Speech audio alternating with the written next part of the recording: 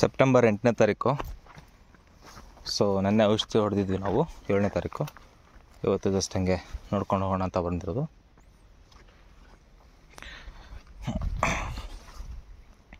ತುಂಬ ಜನ ಡೌಟ್ಸ್ಗಳು ಕಮೆಂಟ್ಸ್ಗಳು ಕೇಳ್ತಿದ್ದೀರಾ. ಏನಂತಂದರೆ ಮೆಬಿಲಿಯಾ ಸ್ಪ್ರೇ ಮಾಡ್ಬೋದಾ ಅಂತ ಒಬ್ಬರು ಕೇಳಿದರು. ಸೊ ಶುಂಠಿಗೆ ಅಂತಂದು, ಅದರಲ್ಲೂ ಪೆರಿಕಿಲೇರಿಗೆ ಯಾವುದೇ ಒಂದು ಔಷಧಿಗಳಿಂದ ಕಂಡುಹಿಡಿದಿಲ್ಲ.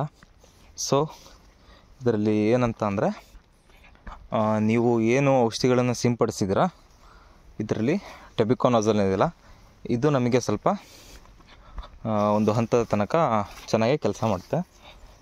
ಸೊ ಹಾಗಾಗಿ ಏನು ಹೇಳ್ತಾ ಇದ್ದೀನಿ ಅಂತಂದರೆ, ಆದಷ್ಟು ನೀವು ಔಷಧಿಗಳನ್ನು ಗ್ರೂಪ್ಗಳನ್ನು ತಪ್ಪಿಸಿ ಕೊಡಿ ಅಷ್ಟೇ.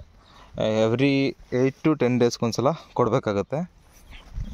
ಯಾವ ರೀತಿಯ ಒಂದು ಬೆಳವಣಿಗೆಗಳಲ್ಲಿ ಏನು ಕುಂಠಿತ ಆಗಿದೆ, ಏನು ಫಾಲ್ಟ್ ಇದೆ ಅದನ್ನು ತಿಳ್ಕೊಂಡು ನಾವು ಸ್ಪ್ರೇಗಳನ್ನು ಕೊಟ್ಟರೆ ನಮಗೆ ಒಂದು ಸ್ವಲ್ಪ ಅನುಕೂಲ ಆಗುತ್ತೆ.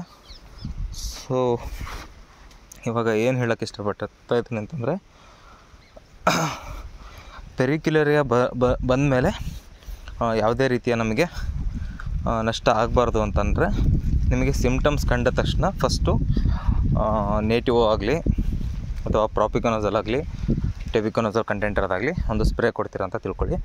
ಅದಾದಮೇಲೆ ಬೇರೆ ಯಾವುದೇ ಒಂದು ಫಂಗಿಸೈಡ್ ಅಂದರೆ ಮ್ಯಾಂಕೋಜೆಬ್ಬು ಮತ್ತು ಆಗಿರ್ಬೋದು, ಈ ಥರದ್ದು ಸಾಫಲ್ಲಿದೆಯಲ್ಲ 2 ಕಂಟೆಂಟು, ಅದನ್ನಾಗಲಿ ಸ್ಪ್ರೇ ಮಾಡೋದ್ರಿಂದ ನಾವು ಚೇಂಜ್ ಮಾಡ್ಬೋದು. ಅಂದರೆ ರೊಟೇಷನ್ ಆಫ್ ಫಂಗಿಸೈಡ್ಗಳನ್ನು ಯೂಸ್ ಮಾಡ್ಬೋದು. ತದನಂತರದಲ್ಲಿ BASFದು ಮೆರಿವೋನು, ಇಲ್ಲಾಂದರೆ ಬಾಯರ್ದು ಬೋನಸ್ಸು, ಇವೆಲ್ಲ ಒಂದೊಂದು ಗ್ರೂಪು ಒಂದೊಂದಕ್ಕೆ ಸಂಬಂಧಪಟ್ಟಿರುತ್ತೆ. ಅದಾದಮೇಲೆ ಮೋಡ್ ಆಫ್ ಆ್ಯಕ್ಷನ್ಗಳು ಪ್ರತಿಯೊಂದರದ್ದು ಚೇಂಜ್ ಇರುತ್ತೆ. ಸೊ ಈ ಥರ ನಾವು ಮೋಡ್ ಆಫ್ ಆ್ಯಕ್ಷನ್ಸ್ಗಳನ್ನು ನೋಡಿಬಿಟ್ಟು ಅದು ಯಾವ ರೀತಿ ವರ್ಕ್ ಮಾಡುತ್ತೆ, ಯಾವ ತರಹದ ಕಾರ್ಯವೈಖರಿಯಿರುತ್ತೆ ಅನ್ನೋದನ್ನು ತಿಳ್ಕೊಂಬಿಟ್ಟು ನಾವು ಸ್ಪ್ರೇಗಳನ್ನು ಕೊಡಬೇಕಾಗುತ್ತೆ. ಇವಾಗ ನಿನ್ನೆ ನಾನು ಕೊಟ್ಟಿರೋದು ಕಂಟೆಂಟ್ ನೋಡಿರಿ, ಕ್ವಾಲಿಫಾಕ್ಸ್ ಇದೆ, ಇದರಲ್ಲಿ ತೋರಿಸ್ತೀನಿ ನಿಮಗೆ. ನೋಡ್ತಾ ಇರ್ಬೋದು, ಮೈಕ್ಲೋಬ್ಯುಟೆನಿಲ್ 10% ಇದೆ. ಸೊ ಇದನ್ನು ನಮಗೇನಂತಂದರೆ ಸಿಸ್ಟಮ್ಯಾಟಿಕ್ ಫಂಗಿಸೈಡ್ ಅಂತ ಕೊಟ್ಟಿದ್ದಾರೆ. ಇದರಲ್ಲಿ ಸಿಸ್ಟಮ್ಯಾಟಿಕ್ಕು ಮತ್ತು ಕಾಂಟ್ಯಾಕ್ಟ್ ಎರಡೂ ಕೂಡ ಬರುತ್ತೆ. ಸೆಮಿ ಸಿಸ್ಟಮ್ಯಾಟಿಕ್ ಟೈಪಲ್ಲಿ ವರ್ಕ್ ಆಗುತ್ತೆ ಇದು ನಮಗೆ. ಇದರ ಜೊತೆಗೆ ನಾನು ನೆನ್ನೆ ಬಾಯರ್ದು ಬೋನಸ್ನ ಸ್ಪ್ರೇ ಮಾಡಿದ್ದೀನಿ. ಸೊ ಅದ್ರ ಜೊತೆಗೆ ಒಂದು ವ್ಯಾಲಾಗ್ರಾ ಕಂಪ್ನಿದು ಕೂಡ CBD ಎಕ್ಸ್ಟ್ರಾಕ್ಟ್ ಇರ್ತಕ್ಕಂಥದ್ದು ಮತ್ತು ಅಮೈನೋ ಆ್ಯಸಿಡ್ ಇರ್ತಕ್ಕಂಥದ್ದನ್ನು ಸ್ಪ್ರೇ ಕೊಟ್ಟಿದ್ದೀನಿ. ಸೊ ಇವತ್ತು ಜಸ್ಟ್ ನೆನ್ನೆ ಸ್ಪ್ರೇ ಕೊಟ್ಟಿದ್ದಕ್ಕೆ ಏನಾದ್ರು ರಿಯಾಕ್ಷನ್ಸ್ ಆಗಿದೆ, ಏನಾದ್ರು ಚೇಂಜಸ್ ಆಗಿದೆ ಅಂತ ನೋಡೋದಕ್ಕೆ ಬಂದಿದ್ದೀನಿ. ಓಕೆ, ನೋಡ್ತಾ ಇರ್ಬೋದು ಫೀಲ್ಡು ಕಂಪ್ಲೀಟು ಆದಷ್ಟು ಕ್ಯೂರ್ ಆಗಿದೆ. ಇಲ್ಲಿ ನೋಡಿ, ಇಲ್ಲಿ ಹಳೆ ಎಲೆಗಳೆಲ್ಲ ಸುಟ್ಟೋಗಿದೆ. ಕೆಲವೊಂದು ಹೊಸದಾಗಿ ಬರ್ತಾ ಇರ್ತಕ್ಕಂಥದ್ದು ಮರಿಗಳು ಅಷ್ಟೊಂದಿಲ್ಲ ಇದರಲ್ಲಿ, ಮೀಡಿಯಮ್ ಇದೆ, ಬಟ್ ಹೂಗಳೆಲ್ಲ ಬರ್ತಾ ಇದ್ದಾವೆ. ಸೊ ಈ ಥರ ಎಲೆಗಳೆಲ್ಲ ಕಂಪ್ಲೀಟ್ ಕೆಲವು ಒಣಗಿ ಹೋಗ್ತಾ ಇದ್ದಾವೆ. ಇದರಲ್ಲಿ ನೋಡಿ, ಇಲ್ಲಿ ಇದೇನಿದೆಯಲ್ಲ, ಸ್ಟಾರ್ಟಿಂಗ್ ನನಗೆ ಸಿಮ್ಟಮ್ಸ್ ಕಂಡಾಗ ನಾನು ಸ್ಪ್ರೇ ಮಾಡ್ಕೊಂಡಿರೋದಕ್ಕೆ ಈ ಕಡೆ ಅಕ್ಕಪಕ್ಕದಲ್ಲೆಲ್ಲ ಸ್ವಲ್ಪ ಚೆನ್ನಾಗಿದೆ. ಸೊ ಈ ಥರ ಮುರುಡಿದೆ ಎಲೆಗಳೆಲ್ಲ ಅಂತಂದರೆ ಅದು ಒಂದು ಮೈಕ್ರೋನ್ಯೂಟ್ರಿಯೆಂಟ್ಸ್ನ ಕೊರತೆ ಆಗಿರುತ್ತೆ ನಮಗೆ.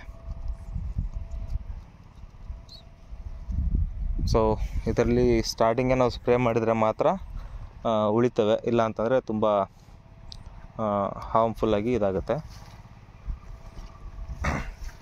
ಇಲ್ಲೆಲ್ಲ ನೋಡಿ, ಇಲ್ಲಿ ಕೆಳಗಡೆ ಎಲೆಗಳೆಲ್ಲ ಕಂಪ್ಲೀಟು ಡಿಫಿಷಿಯನ್ಸಿಗಳಿಂದನೂ ಕೂಡಿರ್ತವೆ. ಅಂದರೆ ಪೆರಿಕ್ಯುಲೇರಿಯಾ ಅಂತ ಒಂದೆಲ್ಲ, ಅದರಲ್ಲೂ ಕೂಡ ಏನಂತಂದರೆ ಪೊಟ್ಯಾಷಿಯಮ್ನ ಕೊರತೆ ಆಗಲಿ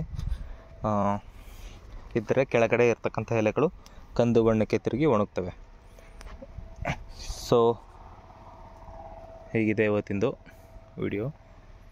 ನೋಡಿ, ಏನಾದ್ರು ಚೇಂಜಸ್ ಕಂಡ್ರೆ ನಾನು 3-4 ಡೇಸಲ್ಲಿ ನಾನು ಕೊಡ್ತೀನಿ. ನೀವು ಯಾರು ಜಾಸ್ತಿ ಕಮೆಂಟ್ಸ್ ಹಾಕೋದಕ್ಕಿಂತ ನಾನು ಏನು ಫಾಲೋ ಮಾಡ್ತೀನಲ್ಲ ನಂದು ಚೆಕ್ ಮಾಡ್ಕೊಳ್ರಿ. ನಂದೊಂಥರ ಸ್ಯಾಂಪಲ್ ಅಂತ ತಿಳ್ಕೊಂಬಿಡಿ. ನಾನೇನು ಮಾಡ್ತೀನಿ, ಇದನ್ನು ಎಷ್ಟು ದಿವಸಕ್ಕೆ ಮಾಡ್ತೀನಿ ಅಂತ ಮುಂದೆನೇ ನಾನು ಹೇಳ್ತೀನಿ. ಅದನ್ನು ನೀವು ಒಂದು 8 ದಿನ ಹಿಂದೆ ಫಾಲೋ ಮಾಡ್ಕೊತ ಬನ್ನಿ. ಅಂದರೆ ಲಾಸ್ಟ್ ಟೈಮ್ ನಾನು ಏನು ಮಾಡಿದ್ನಲ್ಲ ಅದನ್ನು ಇವತ್ತು ನೀವು ಸ್ಪ್ರೇ ಮಾಡಿದರೆ, ಇವತ್ತಿಂದ 8 ದಿವಸ ಬಿಟ್ಟು ನಾನು ಇವತ್ತೇನು ಸ್ಪ್ರೇ ಮಾಡಿದ್ನಲ್ಲ ಅದನ್ನು ಸ್ಪ್ರೇ ಮಾಡಿ. ಆ ಥರ ಮಾಡಿ ನಿಮಗೆ ಒಂದು ರಿಸಲ್ಟ್ ಇಲ್ಲಿ ನಾನು ಕಾಣುತ್ತೆ ನಾನು ಏನು ವರ್ಕ್ ಮಾಡ್ತಾಯಿದ್ದೀನಿ ಅಂತ. ಅದನ್ನು ನೀವು ಯೂಸ್ ಮಾಡೋದ್ರಿಂದ ನಿಮಗೆ ಒಂದು ಸ್ವಲ್ಪ ಮಾಹಿತಿನೂ ಕೂಡ ಸಿಗುತ್ತೆ. ಜೊತೆಗೆ ಏನಾದ್ರು ಒಂದು ಸ್ವಲ್ಪ ಪ್ರಾಬ್ಲಮ್ ಆದರೂ ನೀವು ಅದನ್ನು ಕರೆಕ್ಷನ್ ಕೂಡ ಮಾಡ್ಕೋಬೋದು. Thank you.